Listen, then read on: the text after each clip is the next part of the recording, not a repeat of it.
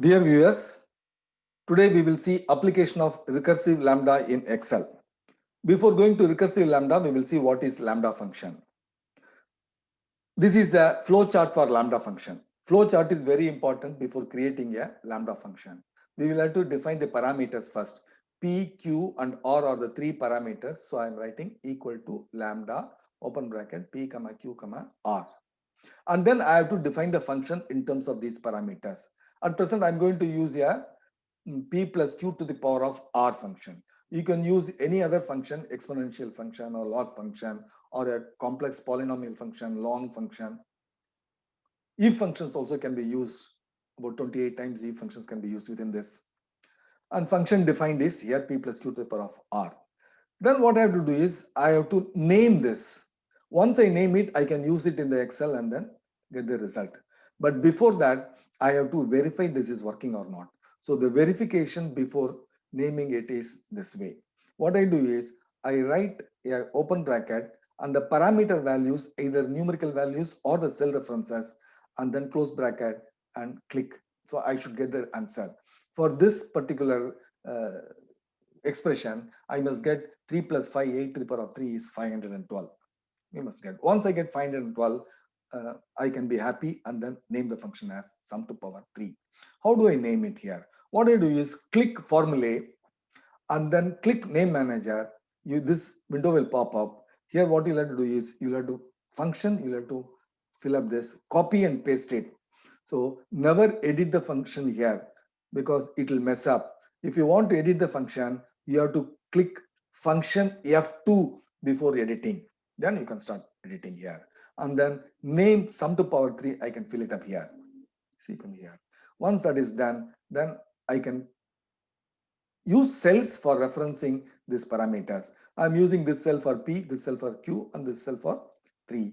All I need to do is I have to put this sum to power 3 in the formula window and open bracket, this cell reference, this cell reference, and this cell reference. You will get the answer. Call the function, you must get the answer. Right? Now what we will see is, we will go to the Excel sheet and then see how this is functioning. So here lambda function is a complex functions can be defined in a simple way so that we understand. We also know what parameters are required and what is the purpose of that name of the function. Recursive lambda is a function. Complex function is self-referenced here. Please note, same cell reference is not allowed in Excel. But if I use this lambda function, this recursive lambda function is allowed. Recursive lambda function means I can change the parameter values and start again. It is like for loop, right? We will see first lambda function. See here, lambda, p, q or parameters are defined. Then function is defined. And then I have to verify this here. So I have to put the values and then see I am putting the values here. You can see the here 353. What I will do is I will just click it out. You can see this number answer, right?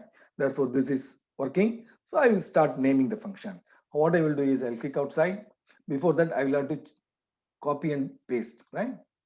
So I will have to copy without the apostrophe, Control C, put escape so that it doesn't mess up.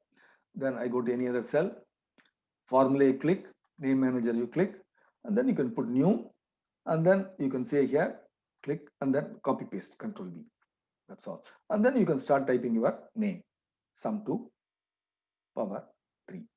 That's all. Once you've done it, you can click OK and it will be there. If you want, you can edit also, right? You can click edit and whatever function you want to edit, you can edit here. I'll cancel it here. Now that the function is defined, now I'm going to here call. Please see here, sum to power 3 is what I have named it. So within bracket, I have called this cell K3, L3 and M3, right? So if I change, you will get the answer. So I'll put 3, 5 and 3. 512 you are getting is that same answer. So please see here, I have also made another lambda function. I have not named it because see here, this is only verification is being done here, right? This is a lambda function. I have named it and I have used it here. See, I have put this 3 values here. All I need to do is K value and L value. K is K3 is P value, L3 is Q value. That means it will take the P value. 3 means it will take the third word. This number of words are there. So third word and 5 words from the third word. From best to none are 5 words. So I keep changing it. It will change. So I will put 1 here. So it will 1 to 5 words here. Clear? So this is how it is doing it here. I will put 2 values here. I'll put here. I'll put 4 here. It will take from the fourth value. That is power 1 and 2 values here. So you can name this and use it in your leisure time. We will go to recursive lambda now. Now here, in the same cell, all the words are written here. In the previous lambda functions, I've used each word in one cell, but in the same cell, I've used 10 lines are there, right? So now what I can do is, if I put, I see this is limitation is there, data validation is there. So I can't put 0 and more than the number of lines here, line breaks here. So the line breaks can be calculated here. Number of lines in the formula is nothing but I'm using this formula, I'm getting it 11 because there is one more is there after 10th. Right? That is why I can put here, right? So I'll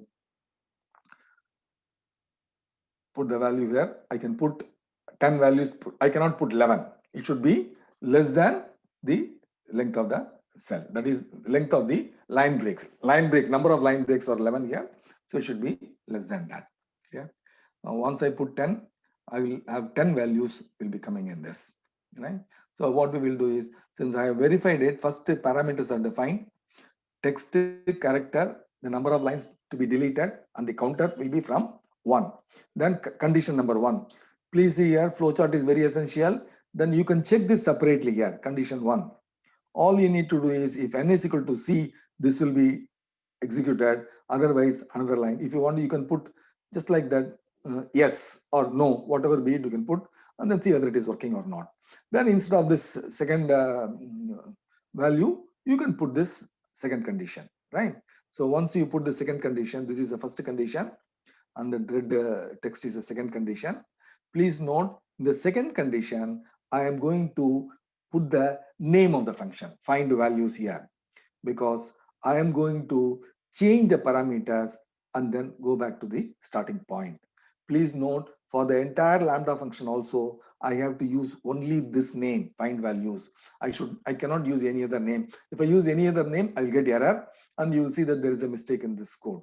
There will be no mistake in the code. Please see that then same name is given here, right? So what we will do is, I have combined it, and then the function is defined. What I can do is, this is the function here. So I can put the 3 values here. So this 3 values I can put here and then verify it, right? You can do it yourself. You can verify it. Okay. And now once I am verified it, I'm going to use this here.